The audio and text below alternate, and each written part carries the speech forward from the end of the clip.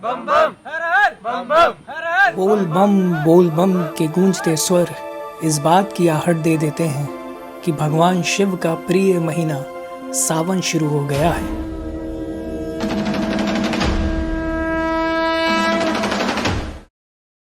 सड़कों पर केसरिया कपड़ों में कावड़ पर गंगा जल लिए कावड़िया बाबा भोलेनाथ के जलाभिषेक के लिए जल लेकर निकल पड़े हैं। सावन के इस पावन महीने में गांव-गांव से लोग एक साथ निकलकर पवित्र नदियों से जल ले लेकर नाचते गाते भजन करते ज्योतिर्लिंग और अन्य प्रमुख शिव मंदिरों में लोग बाबा विश्वनाथ का जलाभिषेक करने निकल पड़ते हैं। हिंदू कैलेंडर का 5वां महीना सावन शिव और पार्वती के मिलन का महीना कहा जाता है। इस महीने में भगवान शिव की पूजा का विशेष फल मिलता है। मान्यता है कि भगवान शिव को पाने के लिए माता पार्वती ने कठोर तपस्या की थी, तो सावन के महीने में भगवान शिव ने माता पार्वती को अपनी पत्नी के रूप में स्वीकार करने का वरदान दिया था। इसलिए भी यह महीना शिव को अति प्रिय है। और मान्यता ये भी है कि वर्षा ऋतु के 4 महीने के दौरान भगवान विष्णु योग निद्रा में चले जाते हैं और सृष्टि का संचालन भगवान शिव करते हैं। इसीलिए भगवान शिव को प्रसन्न करने के लिए श्रावण मास ही सबसे उत्तम मास माना जाता है।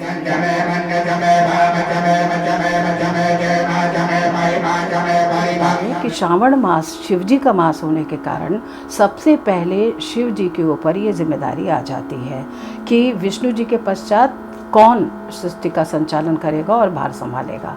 और शिव जी कर्ता धर्ता के रूप में पूरे जोर के साथ, पूरे जोश के साथ वो तैयार हो जाते हैं और ले लेते हैं जिम्मेदारी अपने ऊपर पूरे महीने श्रावण मास में। और इसको स्पष्ट रूप से जानने के लिए जो वर्षा ऋतु में नदियों में जल प्लावन हो जाता है, चारों तरफ जल भर जाता है, तो तीर्थों आदि में भी नदियों के किनारे जो शिवलिंग स्थापित किए गए हैं, हर जगह वहाँ जलाभिषेक शिव जी का प्रारंभ हो जाता है। शिव जी को जिम्मेदारी लेना बहुत पसंद है क्योंकि वे स्वयंभू हैं, स्वयं उत्पन्न हुए हैं, देवादिदेव हैं।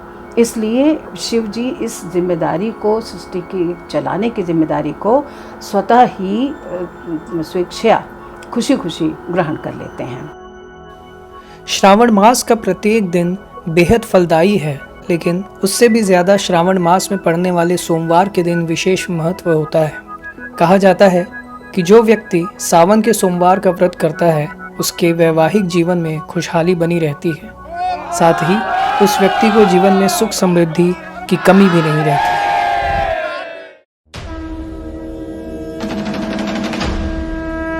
पुराणों में कावड़ यात्रा का संबंध समुद्र मंथन से जोड़ा जाता है। जब अमृत से पहले विष निकला और दुनिया उसकी गर्मी से जलने लगी तो शिव ने विष को अपने अंदर ले लिया, लेकिन इसे अंदर लेने के बाद वे विष की नकारात्मक ऊर्जा से पीड़ित होने लगे। त्रेता युग में शिव के भक्त रावण ने कावड़ का उपयोग करके गंगा का पवित्र जल लाया और इसे पूरा महादेव में शिव के मंदिर पर डाला। इस प्रकार शिव को विष की नकारात्मक ऊर्जा से मुक्ति मिली। श्रावण जो महीना है ये पवित्र महीना है। इस महीने में जो भी भगवान शिव की पूजन अर्चन, उनका जलाभिषेक जो करता है, उस भक्त की सारी मनोकामनाएं पूर्ण होती हैं। विशेषकर आपने देखा होगा विगत वर्षों से कावड़ियों की भीड़ कतार लगी हुई है। इस महीने में अपने कंधे पर कावड़ को धारण किए हुए दोनों तरफ कावड़ में कलश लगे हुए उन्होंने, और उस कलश में माँ गंगा का जल भरा हुआ है और उस जल को ले जाकर के भगवान भोलेनाथ को चढ़ाते हैं। और ऐसे नहीं, कावड़ धारण करके गाते हुए, नाचते हुए, झूमते हुए, भजनों में मस्ती में झूम करके और बाबा को मनाते हैं। इसलिए कि भगवान भूत भावन भोलेनाथ भगवान हमारी सारी मनोकामनाएं पूर्ण करते हैं। ऐसे हमारे भगवान शंकर हैं। भगवान शंकर को आशुतोष कहते हैं। भगवान एक लोटा जल से ही प्रसन्न हो जाते हैं। जैसे कहा, एक लोटा जल सारी समस्या हल। इसी प्रकार से हमारे भगवान भूतनाथ भगवान भोले शंकर प्रसन्न होते हैं। और यह जो कांवड़ यात्रा है, यह परंपरा विद्वानों ने बताया कि भगवान राम ने भी कांवड़ को धारण किया, परशुराम जी ने भी इस कांवड़ को धारण किया, और यहाँ तक बताया कि रावण ने भी अपने भगवान शिव को प्रसन्न करने के लिए भगवान को, जब भगवान ने विष धारण किया, उस कष्ट के निवारण के लिए भी रावण ने और कांवड़ को धारण किया। ऐसी परंपराएं हमारी बनी हुई हैं।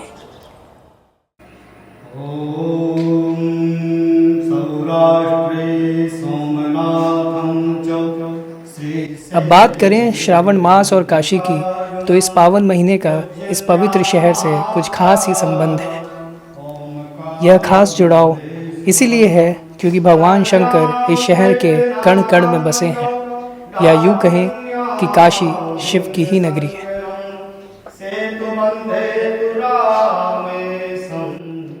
सदियों से हिंदुओं के लिए परम तीर्थ स्थल रही शिव की नगरी काशी में 12 ज्योतिर्लिंगों में से एक श्री काशी विश्वेश्वर यानी बाबा काशी विश्वनाथ स्वयं भू हैं। मतलब काशी उन पवित्र शहरों में से एक है जहां बाबा भोलेनाथ की ज्योतिर्लिंग स्थापित नहीं हुई है, बल्कि प्रकट हुई है।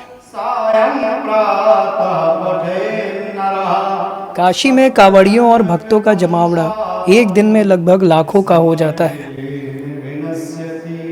भक्त अलग अलग स्थानों से इस पवित्र नगरी में भगवान शिव के दर्शन के लिए आते हैं और बाबा काशी विश्वनाथ को गंगा जल अर्पित करते हैं।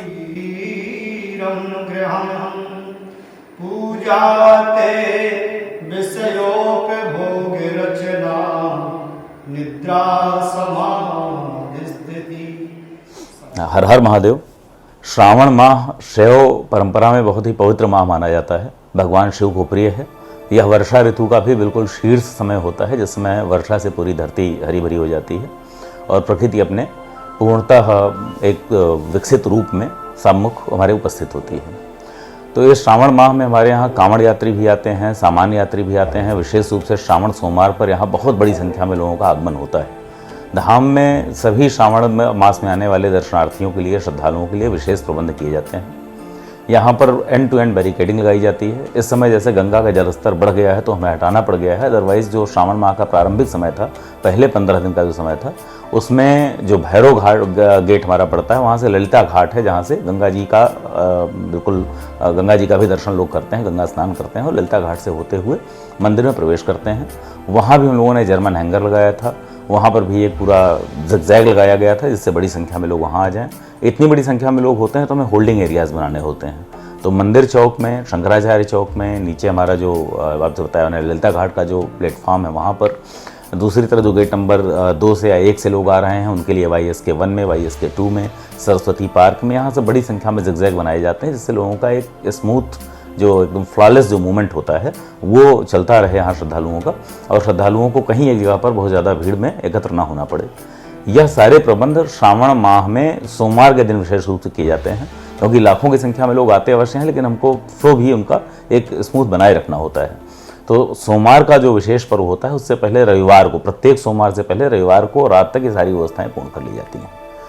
मंदिर की सुरक्षा व्यवस्था के लिए पुलिस के द्वारा, CRPF के द्वारा, NDRF के द्वारा, ये जो भी एजेंसीज हमारे यहाँ, ATS की एजेंसी है, एंटी टेररिज्म स्क्वाड भी है, तो ये सारे सुरक्षाकर्मी हमारे यहाँ मुस्तैद होते हैं। सिक्योरिटी प्लान एक तैयार किया जाता है जो बहुत ही उच्च स्तरीय कमेटी एक होती है अपर पुलिस महानिदेशक महोदय के स्तर से, वहाँ से इसको किया जाता है और उस अप्रूव्ड जो हमारा सिक्योरिटी प्लान है उसको यहाँ पूरी तरह से हमारी एजेंसीज इम्प्लीमेंट करती हैं। साथ ही साथ जो सिक्योरिटी पर्सनल्स हैं उनको बिहेवियरल ट्रेनिंग भी दी जाती है, व्यवहारगत भी प्रशिक्षण दिया जाता है कि आने वाले श्रद्धालुओं से उनका सुरक्षा के साथ साथ एक व्यवहार भी धार्मिक स्थल के अनुरूप होना चाहिए। इसके अतिरिक्त मंदिर क्षेत्र में आने वाले श्रद्धालुओं के लिए विशेष सुविधाएं भी की जाती हैं। पेयजल की व्यवस्था की जाती है, जो गुड़ के साथ पानी यहाँ पिलाया जाता है। कुछ हल्के स्नैक्स की भी व्यवस्था रहती है कि मान लीजिए अगर जैसे लंबे समय तक लोग लाइन में लग कर आ रहे हैं या कौन कहाँ से दूर दूर से लोग चक्कर लगा आता है, तो ये सारी जो व्यवस्थाएं होती हैं, इनके साथ ही साथ अगर कभी कोई व्यक्ति फेंट कर रहा हो या कुछ कर रहा हो तो बीच से उसको निकाल कर टॉयलेट ब्लॉक में ले जाना, या जो मेडिकल हेल्प हमारे पास होती है, मेडिकल डेस्क भी 5 मेडिकल डेस्क यहाँ स्थापित की जाती हैं, जो तात्कालिक प्राथमिक चिकित्सा सुविधा भी लोगों को प्रदान कर सकें। इसके अतिरिक्त हमारे पास जो हमारी मंदिर न्यास है उसका डेडिकेटेड एम्बुलेंस है, और साथ ही स्वास्थ्य विभाग वाराणसी से भी कोऑर्डिनेट किया जाता है। उत्तर प्रदेश सरकार का जो स्वास्थ्य विभाग है उनकी भी एम्बुलेंसेज होती हैं, डॉक्टर्स होते हैं, जिनके माध्यम से हम लोग अगर आवश्यकता पड़ती है तो श्रद्धालुओं को सुविधा उपलब्ध कराते हैं। श्रावण के प्रत्येक सोमवार को यहाँ श्री काशी विश्वनाथ धाम में बाबा विश्वनाथ का विशेष श्रृंगार भी किया जाता है। प्रथम सोमवार जैसे इस बार जो था उसमें बाबा की चल प्रतिमा का श्रृंगार था। चल प्रतिमा का मतलब होता है जो प्रतिमा या जो विग्रह हमारा चलायमान है, एक जगह स्थापित है, मंदिर क्षेत्र में स्थापित है, परंतु एक स्थान से दूसरे स्थान तक वो चलते भी हैं। तो चल प्रतिमा का श्रृंगार होता है। गौरी शंकर श्रृंगार एक दिन किया जाता है, एक दिन अर्धनारीश्वर के रूप में श्रृंगार किया जाना है, एक दिन रुद्राक्ष श्रृंगार होता है जिसमें पूरे मंदिर धाम को हम लोग रुद्राक्ष की थीम पर रुद्राक्ष से सजाते हैं, और एक वार्षिक झूला श्रृंगार इस वर्ष जो प्रस्तावित है करते हैं। प्रत्येक माह श्रावण की संख्या के आधार पर श्रृंगार की जो संख्या है और जो श्रृंगार अलग अलग होते हैं उनको तय किया जाता है क्या होंगे।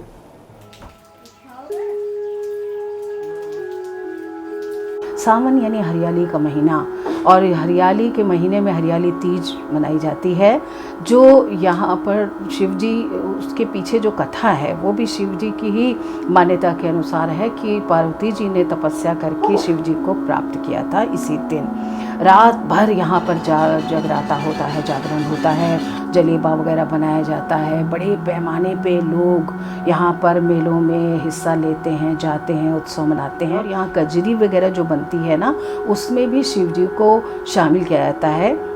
जैसे कि हम आपको एक कजरी की लाइन बता रहे हैं कि यहाँ सावन मास में ख़ास तौर से गाया जाता है कि आए सावन मास सुहावन, सब कोई शिव पूजो मन लाए।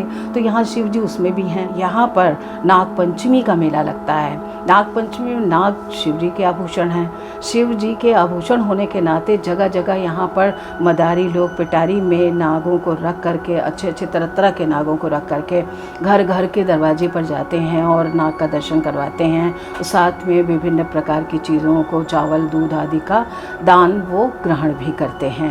काशी की ये परंपरा अद्भुत है, न्यारी है, जिसमें देवता भी लालायित रहते हैं शामिल होने के लिए।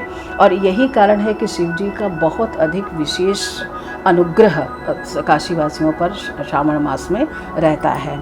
और साथ ही साथ यहाँ पर ये मेलों की कोई कमी नहीं होती है।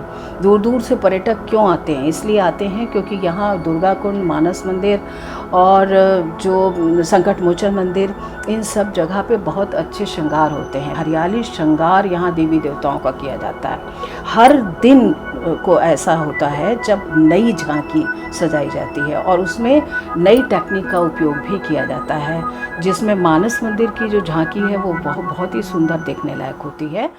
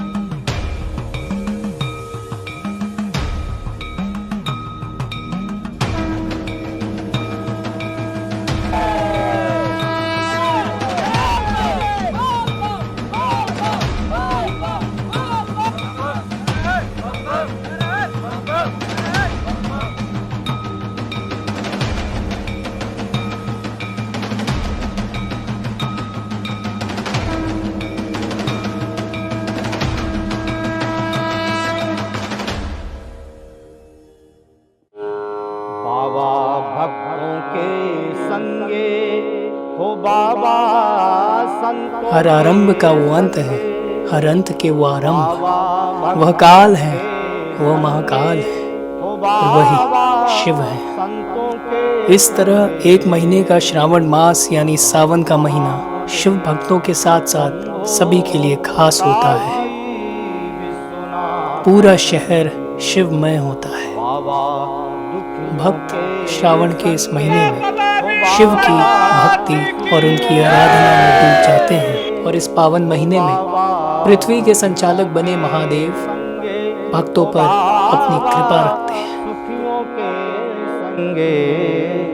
हर हर महादेव शंभो काशी विश्वनाथ गंगे।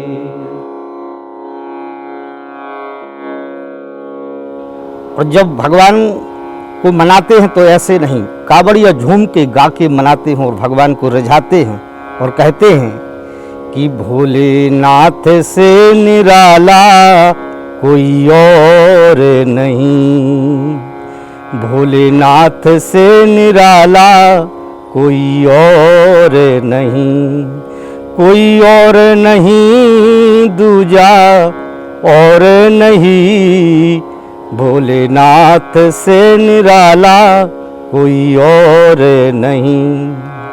शिव का डमरू डम डम बोले, आगम निगम का भेद ये खोले, शिव का डमरू डम डम बोले, आगम निगम का भेद ये खोले, ऐसा डमरू बजाने वाला और नहीं, भोलेनाथ से निराला कोई और नहीं।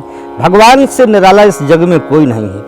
भगवान बड़े दयालु हैं और बताते हैं कि भगवान जब प्रसन्न होते हैं तो क्या करते हैं कि काया जब जब करवट बदले, भाग चमकते अंगले पिछले, काया जब जब करवट बदले, भाग चमकते अंगले पिछले, ऐसा जग में रखवाला दूजा और नहीं, ऐसा जग में रखवाला दूजा और नहीं, भोलेनाथ से निराला कोई और नहीं, भोलेनाथ से निराला कोई और नहीं, ऐसी बिगड़ी बनाने वाला और नहीं, ऐसी बिगड़ी बनाने वाला और नहीं, भोलेनाथ से निराला कोई और